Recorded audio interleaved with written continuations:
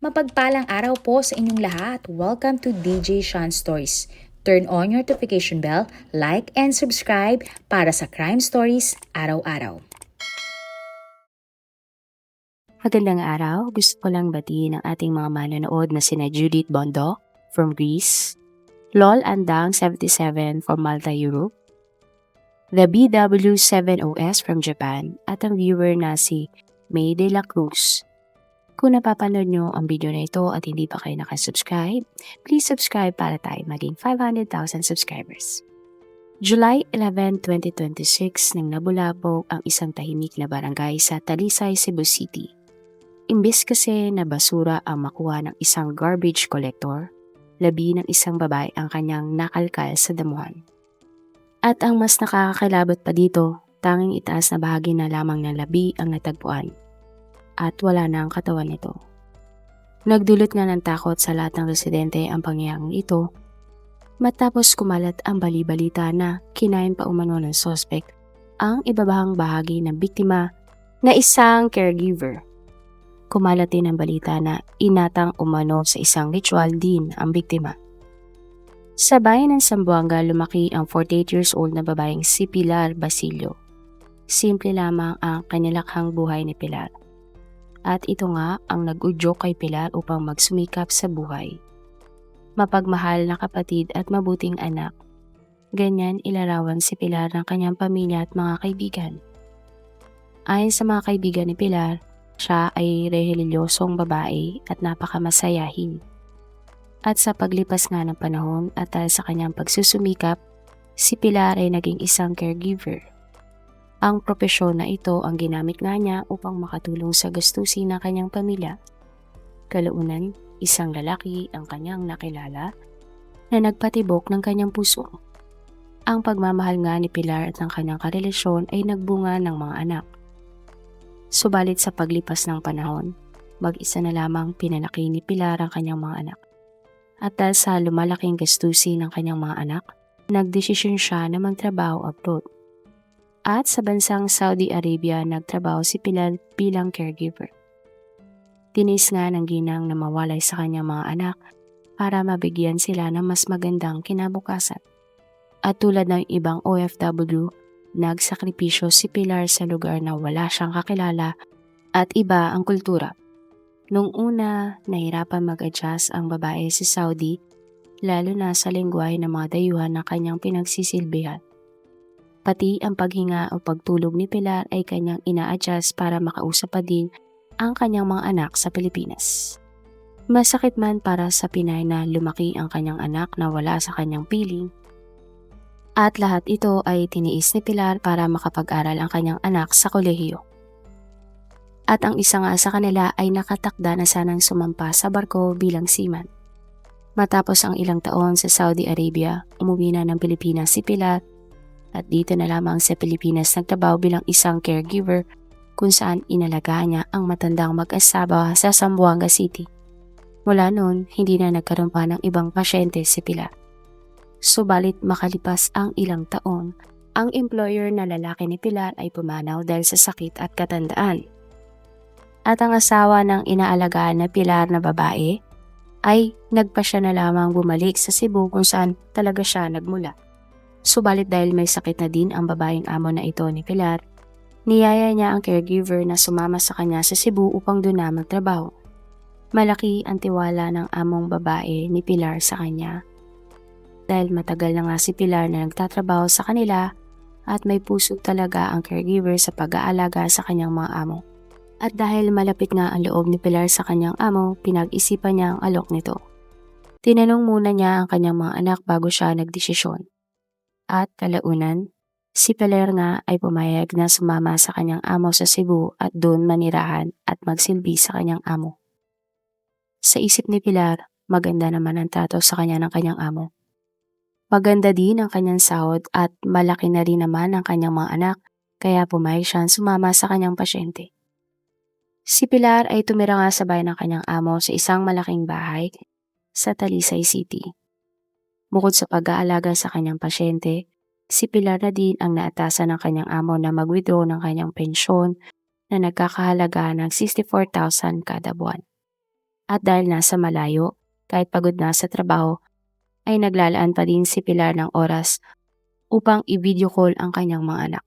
Madalas din niyang i-chat at kamustahin ang kanyang mga naiwang pamilya.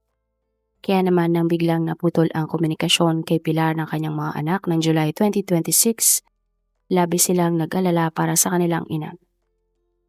Kalaunan, nalaman naman ng anak ng Pilar na si Kyle ang balita na wala ang kanilang nanay sa bahay ng employer nito. Ginamit nga niya ang social media upang manawagan at manghingi ng tulong para sa nawawalan niyang nanay. July 10, 2026, nang unang nag-post nga si Kyle sa social media. Sinabi nga niya na siya ay bunsong anak ni Pilar at humingi siya ng tulong para makita ang kanyang nanay na huling nakita sa Talisay, Cebu. Sinabi din niya na huling nag-chat ang kanyang mama ng July 4, 2026 ng umaga, subalit ng kinagabihan ay wala na itong paramdam sa kanila.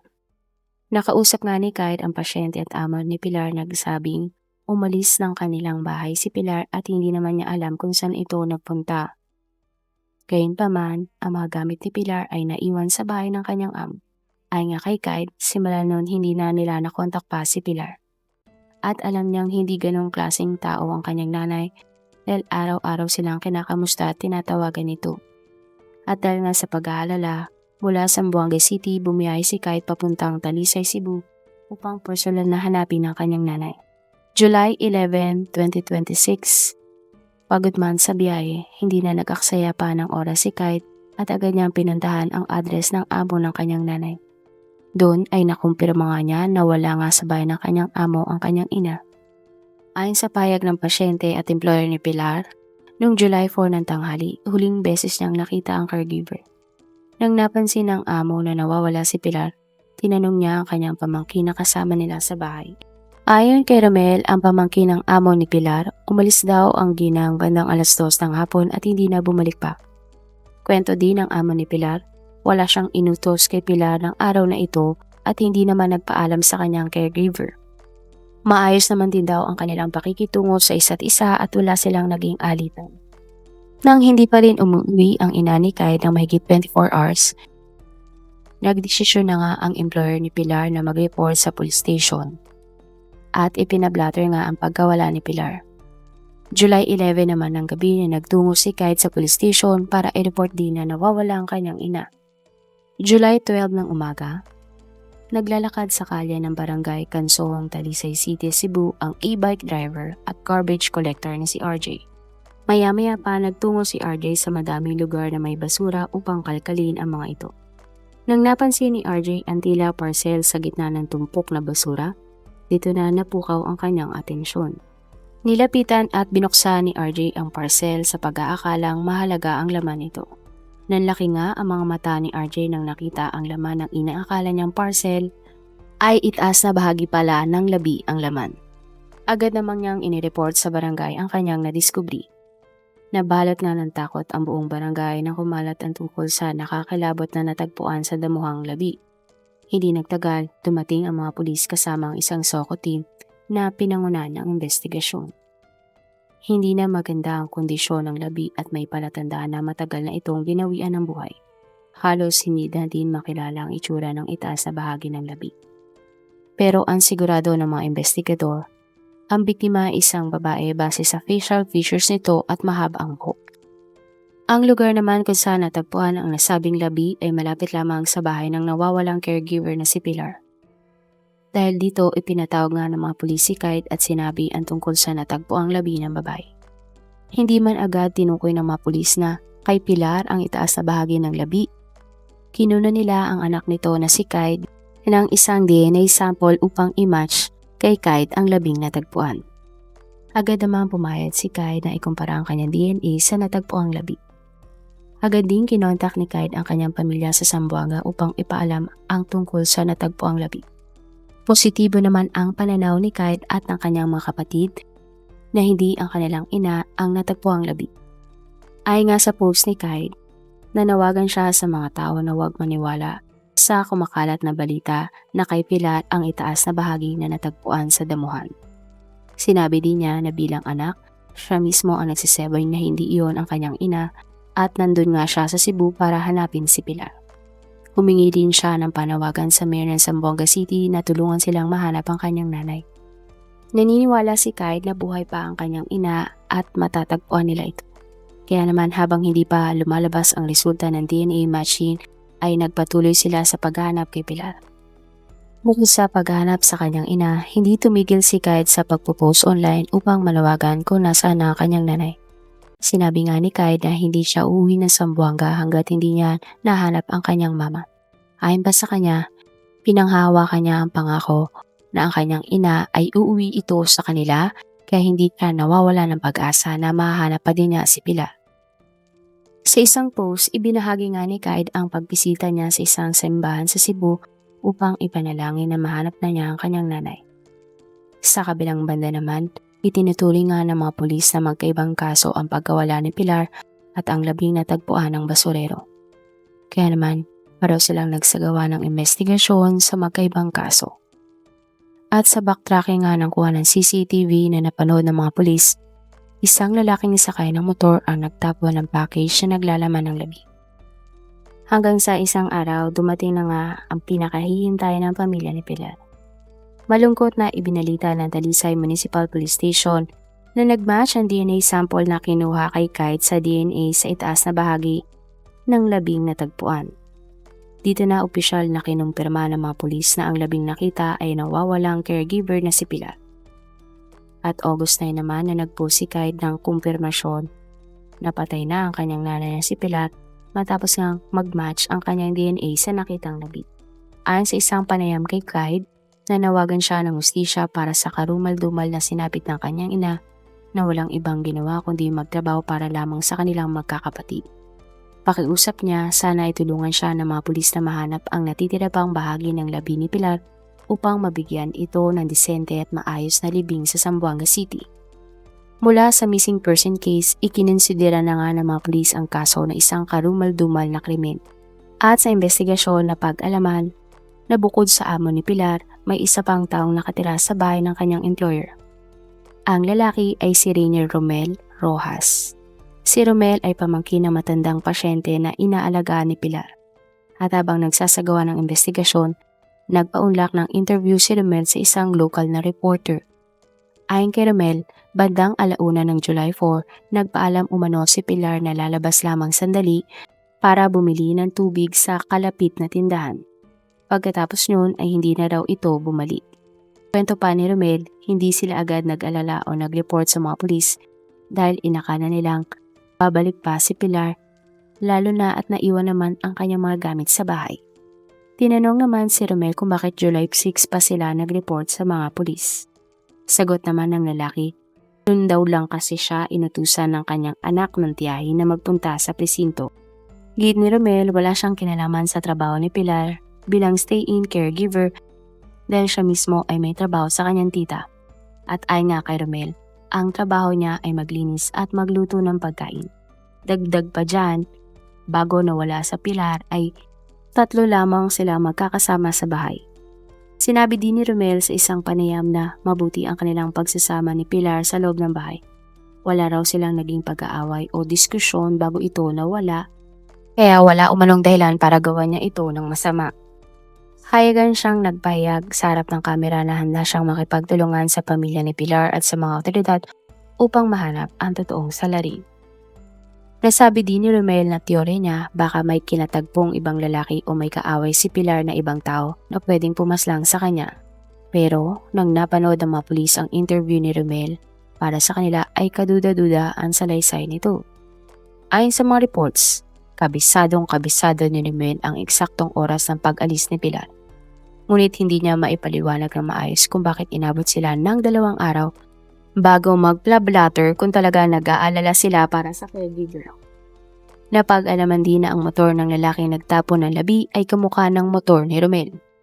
Kaya naman nagsagawa na ng background check ang mga pulis kay Romel at dito nila na-discovery na siya pala ay isang most wanted person in Cebu. Bukod doon, wanted din pala siya sa Zamboanga City dahil meron na siyang napaslang. Agad namang nagsagawa ng hot pursuit operation ng mga pulis para maaresto si Romel. At nang siya ay naaresto, hinalughog ng mga pulis ang kanyang bahay sa bisa ng search warrant. Natagpuan nila sa bahay ang motorsiklong pinaniniwalaang may kaugnayan sa krimen. Nakuha din ng mga pulis sa bahay ni Romel ang isang katana, itak, mga baril at ipinagbabawal na gamot. Maliban dito, may nakita din ng mga pulis na mga buto ng tao na nakabuon sa bahay ni Romel. Agad nila itong isinailalim sa DNA upang malaman kung labi ito ni Pilar. Hanggang ngayon ay wala pang resulta ang isinasagawang DNA testing. Pero dahil sa mga natagpuang buto, kumalat nga sa social media, baka kinonsumo pa ng sospek ang labi ng biktimang si Pilar. Sapagkat ang tanging itaas na bahagi na lamang ng biktima ang naiwan sa damuhan at nakita. Ang anak nga din ni Pilar na si Kite ay ganito din ang inala base nga sa kanyang post tungkol sa pagkakaaresto kay Romel. Nagulat naman ang mga pulis nang makita sa loob ng bahay ng sospek ang mga Latin na salita.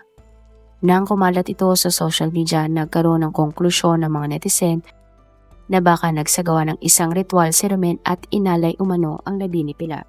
Matapos arestuhin ang pinaniniwalaan sospek na si Romel, siya ay ikinulong habang patuloy pa din ang investigasyon. Pero wala naman naging update kung umamin ba ang sospek sa nangyaring krimen. Nangako naman ang mayor ng Zamboanga City na tutulungan niya ang pamilya ni Pilar sa mga pinansyal nilang gastusin upang maiwi pabalik ng probinsya ang labi ng caregiver.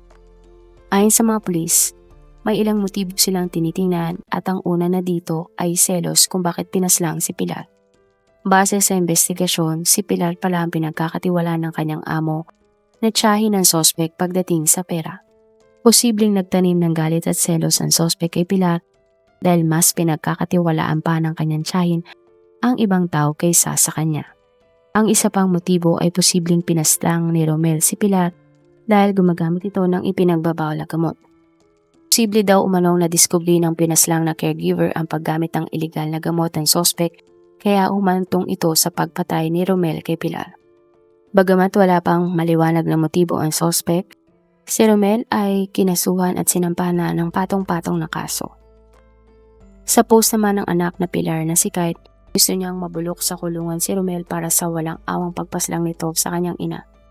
Naniniwala din ang anak ng biktima na may kasabwat si Romel at hindi kayang gawin ng sospek mag-isa ang nangyaring krimen. Sa social media nga dinaan ni Kite ang kanyang galit sa sospek. Sinabi din niya na kung sana daw ay hindi kinonsinti si Romel ng kanyang mga kaanak, baka buhay pa ang kanyang ina. Lalo na at ito pala ay wanted na at may mga nakambinbin ng murder cases. Git pa ni Kite, parang walang pakialam o hindi nag-alala ang employer ng kanyang nanay kahit na nawawala na ito. At responsibilidad nga nila si Pilar dahil dinala nila ito sa Cebu. Kung kayo ang tatanungin, ano kaya ang naging dahilan ng sospek kung bakit niya pinaslang si Pilar? Inalay na kaya ang biktimang si Pilar? Totoo kaya ang haka-haka na kinonsumo pa ng sospek ang labi ng biktima? O posibleng ang dahilan talaga ay pera at selos? Marami pong salamat sa inyong panonood. Meron ba kayong mga kwento na gusto nyong i-share sa ating mga manonood? O kung may personal po kayong kwento na gusto nyong i-feature sa ating channel, i-comment down below nyo lang ang inyong mga suggestions. Para naman po sa dagdag kalaman, i-subscribe nyo din po at i-follow ang ating iba pang YouTube channel katulad ng Tagalog Facts and Mysteries by DJ Sean at Manila Boy Wonder Philippines. Marami pong salamat sa pagsuporta nyo sa aming mga channel. God bless everyone!